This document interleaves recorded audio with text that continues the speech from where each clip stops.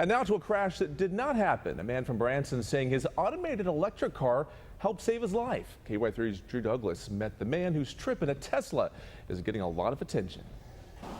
The future is coming. Actually, it just drove into the driveway.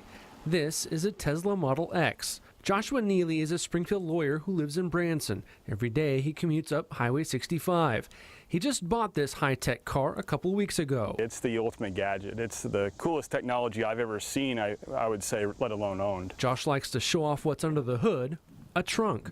There's no gas engine, it's all electric, full of cool tricks and features like the cutting-edge autopilot feature. I would characterize it as the ultimate cruise control. It's not an autonomous car, but it will stay in its lane, maintain speed, and even brake. It's managing the turns.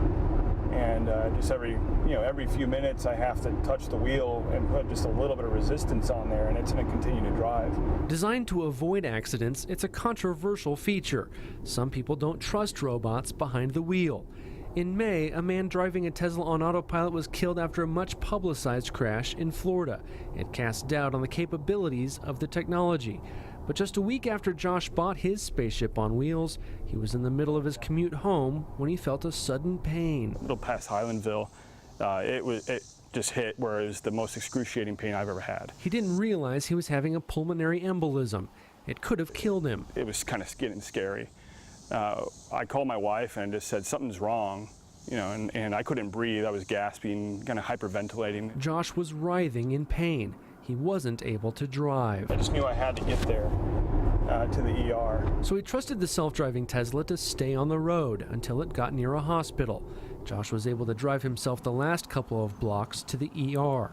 The Tesla may have saved his life. And I'm very thankful that I had it then for this experience. It allowed him to get to the emergency room instead of having to pull over and wait for an ambulance.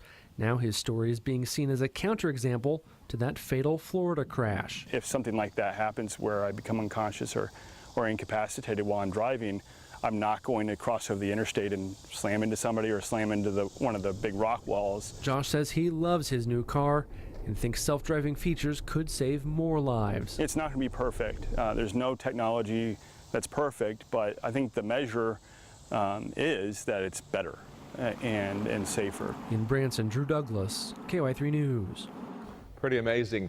Joshua says although the car is capable of driving without the hands on the wheel for a few minutes at a time, and we saw that just a moment ago, he tries to be as attentive as possible with his hands on the wheel, and that's how Tesla recommends drivers treat the feature, just like cruise control in other cars. A $70 million fundraising campaign begins for the upcoming Arkansas